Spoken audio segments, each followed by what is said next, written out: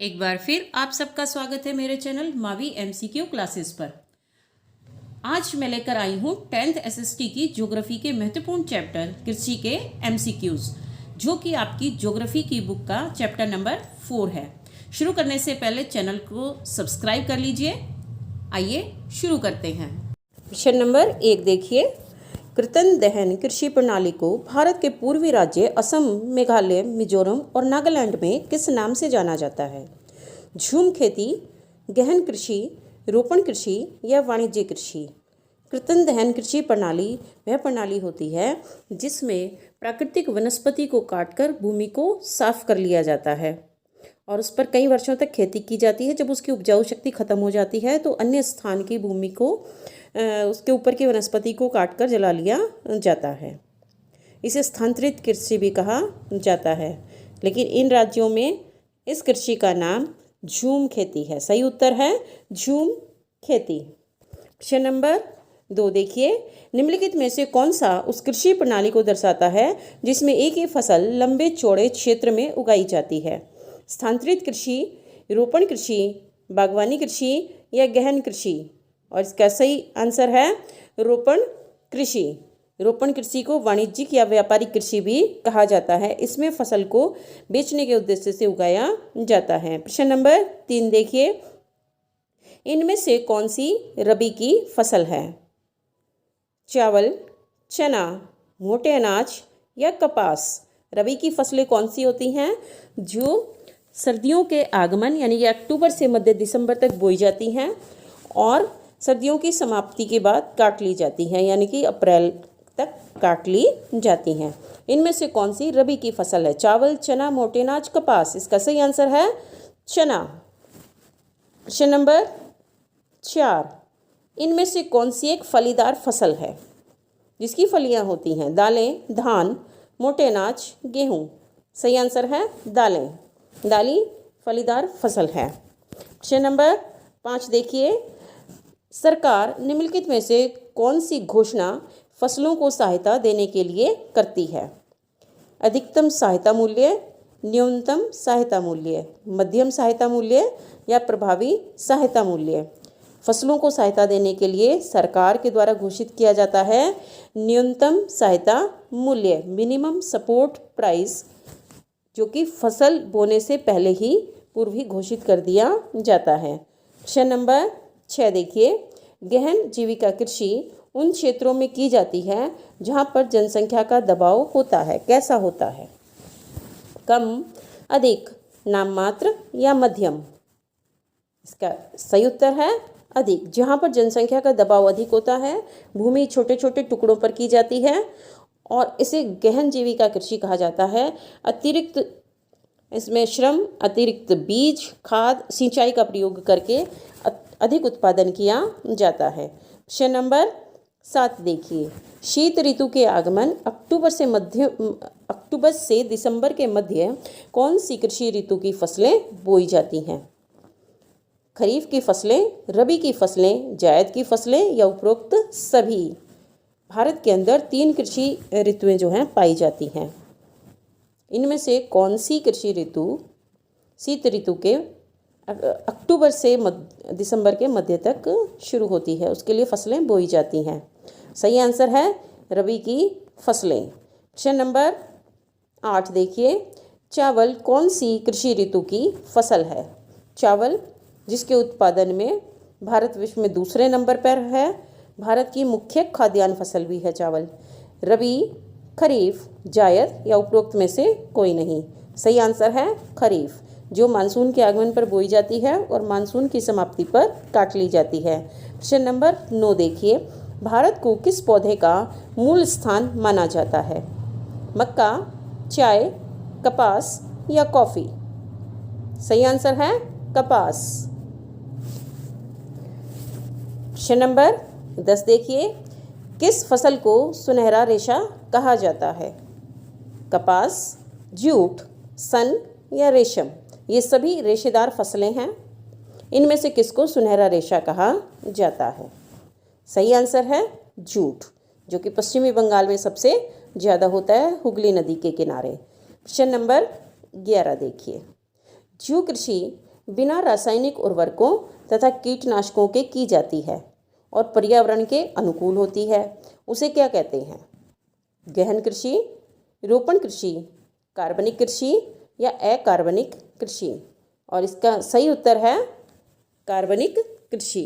कार्बनिक कृषि में भूमि की उर्वरा शक्ति को या उपजाऊ शक्ति को बनाए रखने के लिए फसल चक्र का प्रयोग किया जाता है, यानी कि एक ही फसल बार बार उसके ऊपर नहीं लगाई जाती, फसल का चक्रों में प्रयोग किया जाता है। कई खाद्यान्न, उसके साथ दालें इत्यादि लगाकर उपजाऊ शक्ति को बरकरार रखा जाता है। उसके साथ साथ हरी खाद, कंपोस्ट आदि का प्रयोग किया जाता है और रासायनिक उर्वरकों, रासायनिक कीटनाशकों का प्रयोग बिल्कुल भी नहीं किया जाता।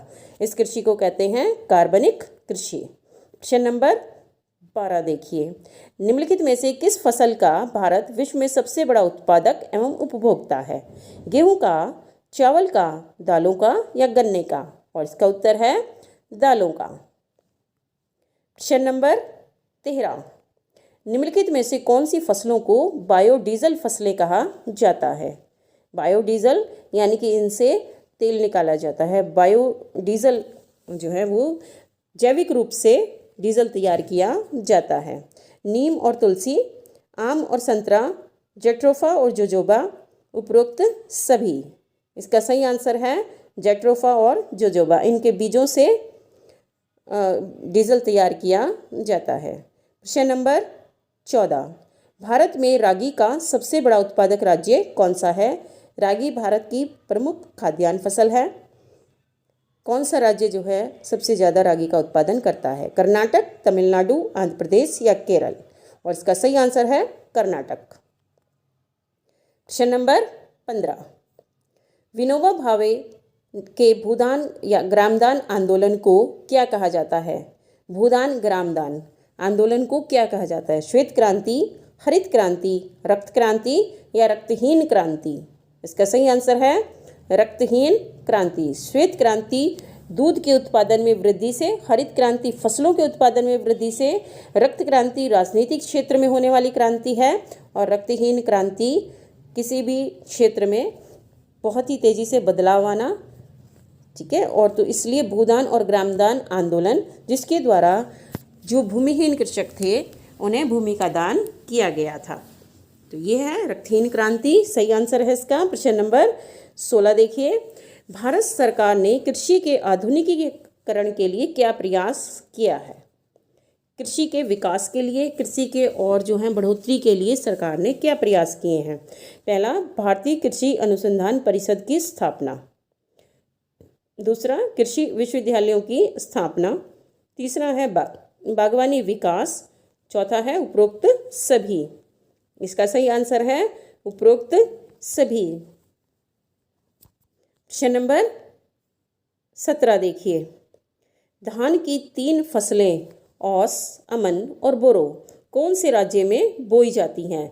कई राज्यों में धान की 1 फसल ली जाती है, कई राज्यों में 2 फसल ली जाती हैं, लेकिन कुछ राज्य ऐसे हैं जिनमें धान की 3 फसलें जो हैं वो ली जाती हैं, औस, असम, अमन और बोरो। ये कौन से राज्यों में हैं?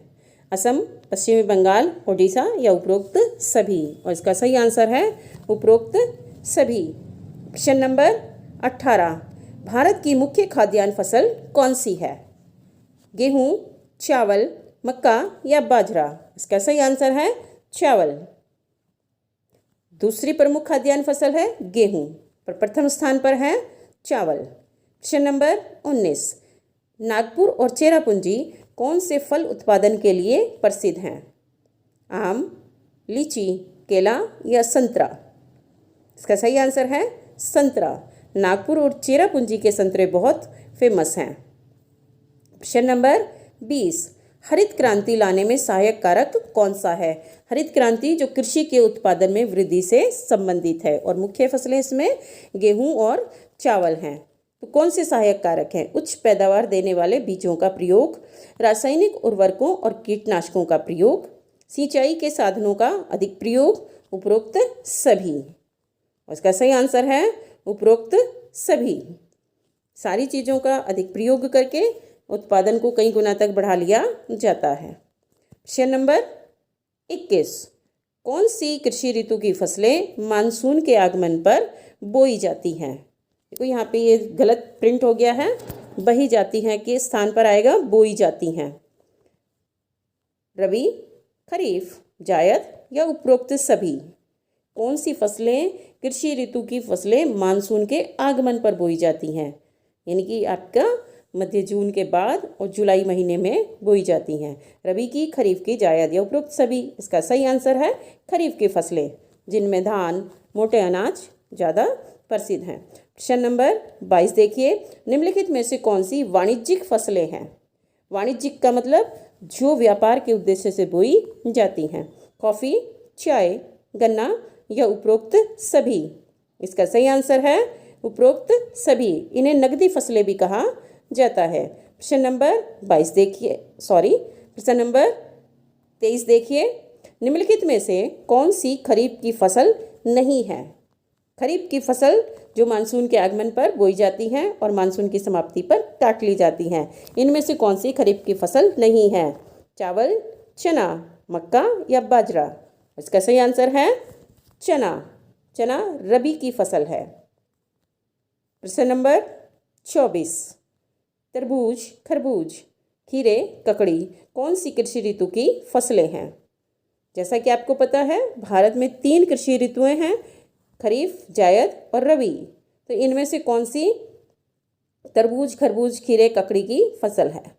इसका सही आंसर है जायद। प्रश्न नंबर 25, कौन सी फसल असम और पश्चिमी बंगाल में दार्जिलिंग और जलपाईगुड़ी जिलों की पहाड़ियों में मुख्य रूप से उगाई जाती है। आसान प्रश्न है बिल्कुल। चाय, गेहूं, कॉफ़ी या चावल। और इसका सही आंसर है चाय। प्रश्न नंबर 26, निम्नलिखित में से कौन सी तिलहन फसल नहीं है। इनकी कौन सी में से तेल नहीं निकाला जाता है। तेल जो कि हमारा प्रमुख भोजन में काम आने वाला अंग है। मूंगफली, सोयाबीन, सूरजमुखी या गन्ना। इनमें से कौन सी तिलहन तेल वाली फसल नहीं है, जिससे तेल नहीं निकाला जा सकता। आंसर है गन्ना। ये थे बच्चों आज की वीडियो के बहुत ही इम्पॉर्टेंट 26 क्वेश्चंस। आपको वीडियो कैसी लगी इसके लिए कमेंट करें। चैनल को सब्सक्राइब करें अगर अब तक आपने नहीं किया है। चैनल को सब्सक्राइब करें, लाइक करें, शेयर करें और बेल आइकन दबाना बिल्कुल ना भूलें। धन्यवाद।